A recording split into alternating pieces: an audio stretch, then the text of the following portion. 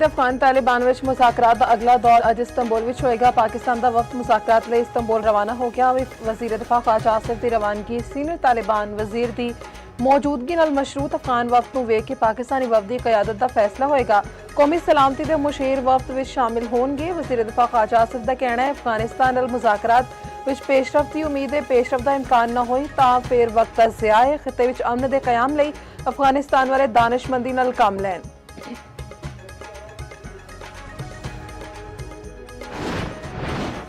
अमरीकी सदर Donald Trump का ज़हरान ममदानी की तारीखी फतह तो यूटर्न न्यूयॉर्क के नौ मुंतखब मेयर नाल ताउन दा ऐलान। मियामी विच बिजनेस फोरम नाल खिताब के दौरान सदर ट्रंप ने आख्या असीं चाहुंदे हां न्यूयॉर्क कामयाब होवे, असीं उन्हां दी थोड़ी मदद करांगे। न्यूयॉर्क के नौ मुंतखब मेयर नूं वाशिंगटन नाल नवां ताल्लुक कायम करना चाहिदा है।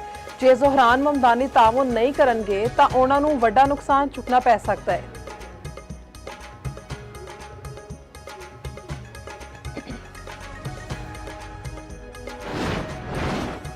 हुकूमत दा 27वीं आईनी तरमीम 14 नवंबर नूं कौमी असैम्बली तो मंजूर कराने दा फैसला। वज़ीर आज़म दा 27वीं तरमीम ते इत्तेहादियां नूं एतमाद विच लैण दा फैसला। MQM वफ्द नूं मुलाकात लई अज वज़ीर आज़म हाउस विच बुला लिया।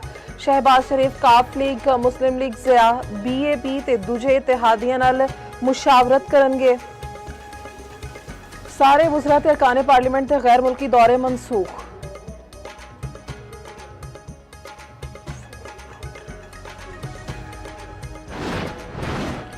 जुमे नूं 27वीं आनी तरमीम का मुसवदा सामने आ जाएगा। विफाकी वज़ीर हसन इकबाल का आखना है कि कोई इंच की तरमीम नहीं लियावांगे जिहदे नाल आइन दी बुनियाद कमजोर होए। 27वीं आनी तरमीम शफाफ तरीके नाल होएगी।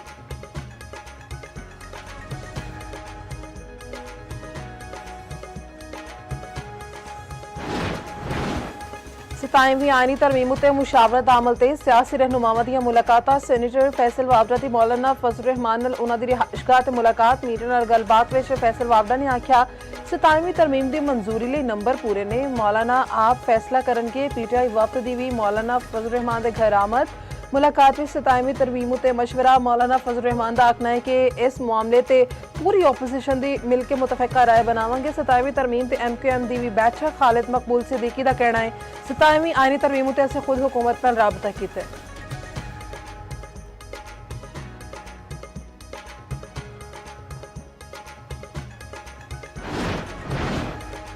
PTI ने 27वीं तरमीम नूं विफाक लई खतरा करार दे दिता। कौमी असैम्बली इजलास विच सारे ख्याल करदियां होइयां बैरिस्टर गोहर ने आख्या पूरे मुल्क विच हलचल है। विफाक सूबियां उत्ते हमला आवर हो रहा है। हुकूमत होश ते नाखुन लवे, ये पूरे विफाक नूं खतरे विच पा रहे ने।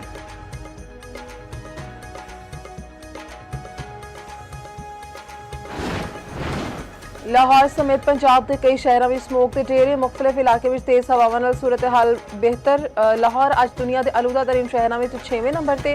कुछ देर पहला air quality index 181 record Aluda हवावां ने जनूबी पंजाब का रुख कर लिया।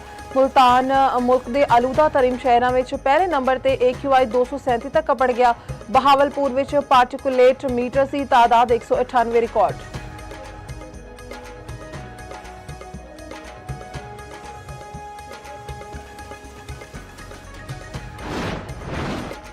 वज़ीर आला पंजाब मरीम नवाज COP30 कॉन्फ्रेंस में शिरकत लई अज ब्राज़ील रवाना होन गया। मरीम नवाज ने एक से पैगाम में आख्या पाकिस्तान की नुमाइंदगी करन ते फखर है।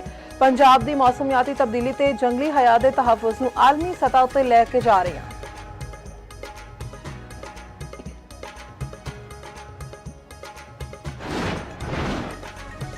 रावलपिंडी विच नान भाइयां दी हड़ताल का दूजा दिहाड़ा। शहर भर दे सारे छोटे वड्डे तनूर बंद। लोग परेशान। तनूर बंद होण नाल छोटे होटलों ते रेहड़ी वालियां दा रोजगार भी मुतासिर। सदर नान भाई एसोसीएशन आखदे ने कि 1.5 साल विच आटे ते मैदे दी बोरी दी कीमत दुगनी हो गई। असीं 11,000 दी आटे दी बोरी लैके 14 रुपए दी रोटी नहीं बेच सकते। कीमतां विच फौरी कमी की जाए या आटे उत्ते सबसिडी दी जाए।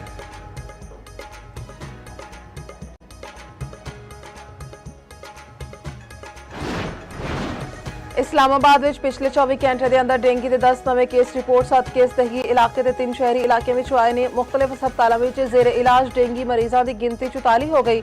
डेंगी सर्वेलेंस टीमां ने मुतासिरा इलाकों के दौरे किए ते हॉटस्पॉट की निशानदही की। डेंगी के फैलाव नूं रोकण लई सख्त इंतजामी कार्रवाइयां ते हवामी आगाही मुहिम जारी।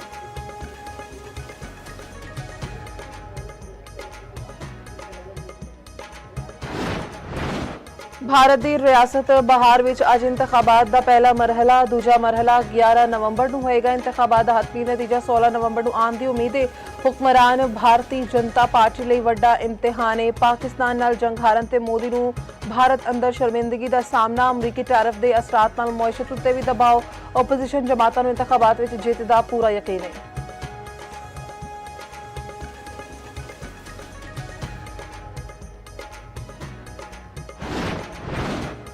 ਨਵੰਬਰ 1947 ਡੋਗਰਾ ਫੌਜ ਵੱਲੋਂ ਕਸ਼ਮੀਰੀਆਂ ਦੀ ਨਸਲਕੁਸ਼ੀ ਦੀ ਯਾਦ ਅੱਜ ਲਾਈਨ ਆਫ ਕੰਟਰੋਲ ਦੇ ਦੋਨਾਂ ਅਤਰਾਫ ਕਸ਼ਮੀਰੀ ਯੌਮ ਸ਼ੁਹਦਾ ਮਨਾ ਰਹੇ ਨੇ ਤੇ ਕਤਲੇ ਆਮ ਤੋਂ ਕਬਲ ਡੋਗਰਾ ਫੌਜ ਦੇ ਮੁਸਲਮਾਨ ਸਿਪਾਹੀਆਂ ਨੂੰ ਬਰਤਰਫ ਕਰ ਦਿੱਤਾ ਗਿਆ। ਜਾਬਰਾਨਾ ਕਤਲ ਆਮ ਵਿੱਚ ਡੋਗਰਾ ਫੌਜ ਦੇ ਨਾਲ ਰਾਸ਼ਟਰੀਆ ਸੇਵਕ ਸਿੰਘ ਵੀ ਸ਼ਾਮਿਲ ਸਨ। 2 ਹਫ਼ਤੇ ਤੱਕ ਜਾਰੀ ਰਹਿਣ ਵਾਲੇ ਕਤਲੇ ਆਮ ਵਿੱਚ 2,37,000 ਕਸ਼ਮੀਰੀ ਮੁਸਲਮਾਨ ਸ਼ਹੀਦ ਕਰ ਦਿੱਤੇ ਗਏ।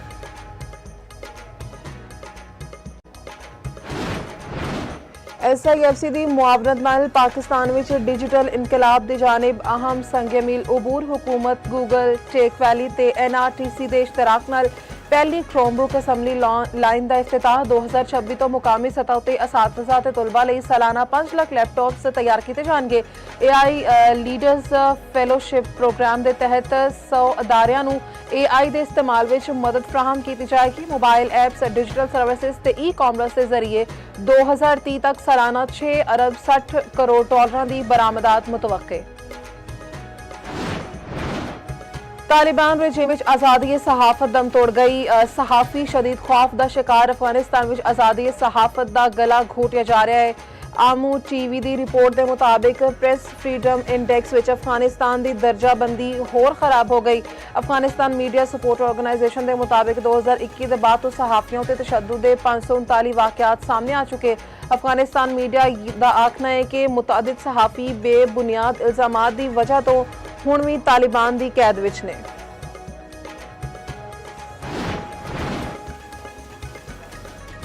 ਤੇ ਪਾਕਿਸਤਾਨ ਤੇ ਜਨੂਬੀ ਅਫਰੀਕਾ ਦੇ ਵਿੱਚ ਦੂਜਾ ਵਨਡੇ ਅੱਜ ਖੇਡਿਆ ਜਾਏਗਾ। ਫੈਸਲਾਬਾਦ ਸਟੇਡੀਅਮ ਵਿੱਚ ਦੁਪਹਿਰ 3 ਵਜੇ ਸ਼ੁਰੂ ਹੋਏਗਾ। ਪਾਕਿਸਤਾਨ ਨੂੰ ਸੀਰੀਜ਼ ਵਿੱਚ 1-0 ਦੀ ਬਰਤਰੀ ਹਾਸਿਲ।